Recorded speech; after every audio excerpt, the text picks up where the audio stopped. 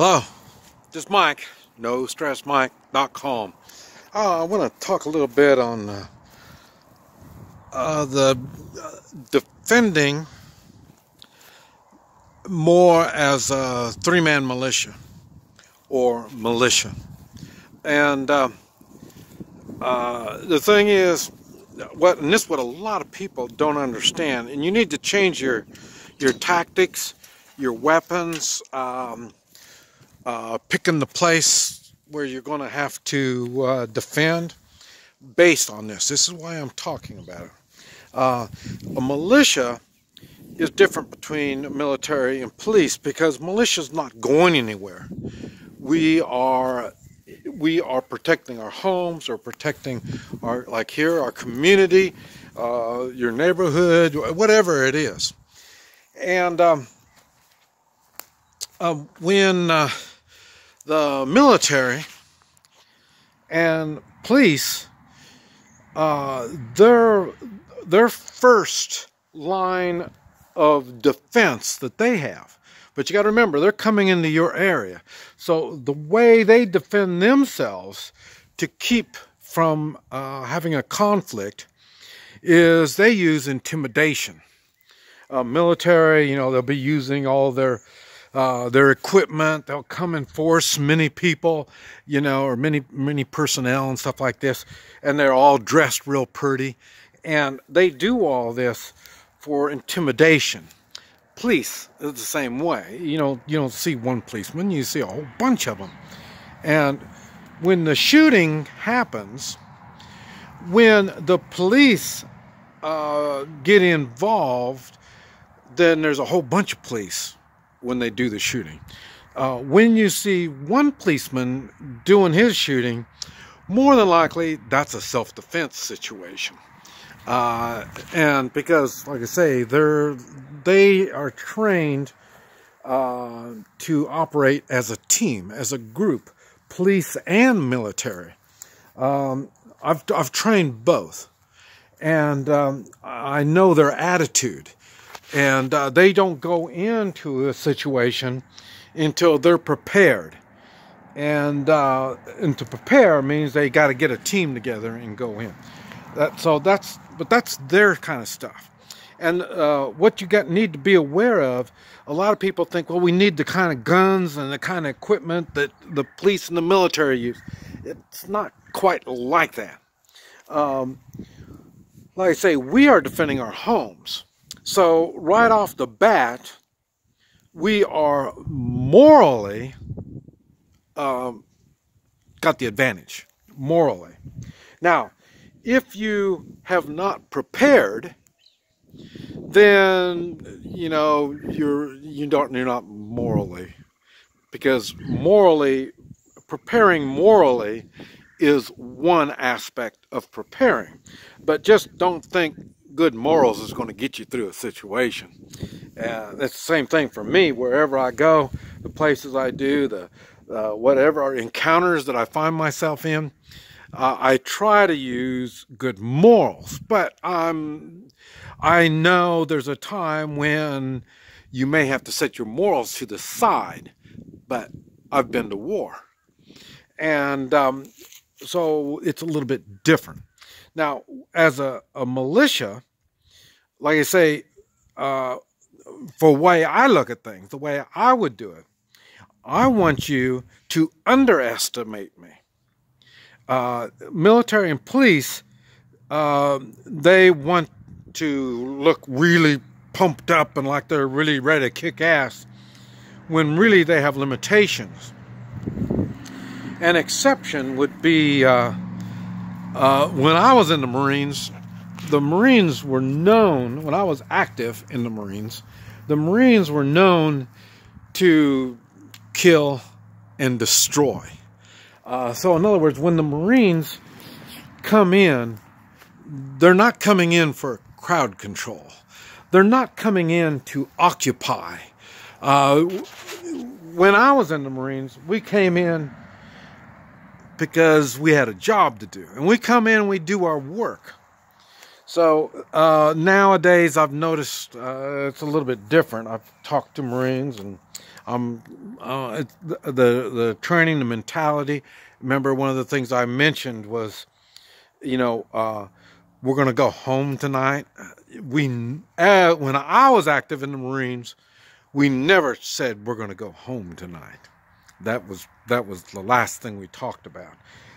Only thing we talked about and only thing we focused was how to kill and destroy. Okay, now, as a militia, there's no way you're going to be able to pump up everything and come out with a big force. So what you do is you underestimate them.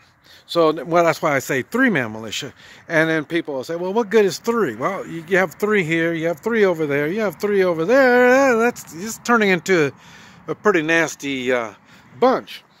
And if they all can do kill and destroy, then you've got a pretty good fighting force there. Now, but remember, police and military normally don't want to do this type of stuff because there's a chance they're going to get killed.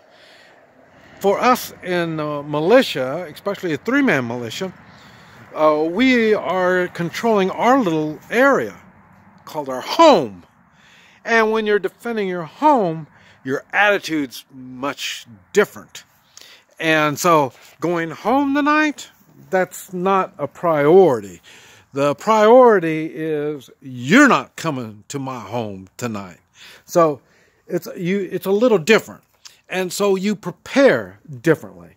So in other words, the same weapons that they would use is not necessarily the best weapons for you. And that's why I talk about all that stuff, like a shotgun is a support weapon.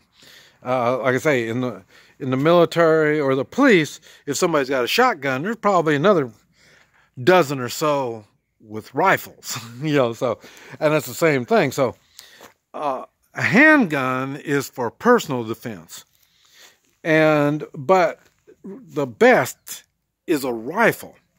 Now they're using a rifle more for an assault tool. We would use a rifle more for a self-defense tool as a militia. And so, in other words, your bigger calibers, like the .308, would be a useful tool for a militia if you're staying right here in your area, because you're not carrying all this ammunition. You can put ammunition in different places. You can put all the different tools you're going to be needing. You don't have to carry them with you like you would if it was police and military. So a lot of and you see them, they got all that crap all over them and stuff. They have to carry all that crap because they're coming into somebody else's area. As a militia, it's not quite like that. We're not going nowhere. We're already here. So in other words, we don't need all the load bearing equipment that they're carrying. You don't need that under most situations. But you do need to have the proper equipment considering the area that you're in. Like I say, I'm pretty much in the country, and we got trees. See, we got a mountain over there. We got rivers. We got all this, and like I say, this would be a long shot around here, and it's probably 300 yards would be a pretty long shot around here. So this is why, and if you're in an area with even more barren space like that, well, your 223s and 7.62 39s, AKs and ARs aren't really a choice weapon. Like I say, you might want to think more of a .308, maybe even a .50, depending on the area that you're in. And like I say, you don't bring all of your people, and that's what I do, is meet and greet. And when I do the meet and greet, I might do it by myself, or at the maximum, there's going to be 3 of us. But if you just see me by myself, then there's probably going to be 1 over here and 1 over there. You know, because you know, I got to thin myself down some, because we're all got to take care of each other, and we can't if we're all together. So police and military, what they'll want to do is they'll want to come as or gangs or bandits. Intimidation is what they're looking for. So they'll be coming more in numbers for intimidation. But that's something that, as a militia, that's not it. It's preparing. Preparing is bottleneck the area, make them come to a certain area. Don't engage them in an open area. Engage them in an area that you've got control of. I mean, it is your home area, you know, so you should be able to do that. And you should be able to have stuff stashed in different places so you don't have to carry all this crap around with you. You want to be able to move quick. And you might have one firearm here and move to another location and you have another firearm there, or other tools, whatever it is that you're using.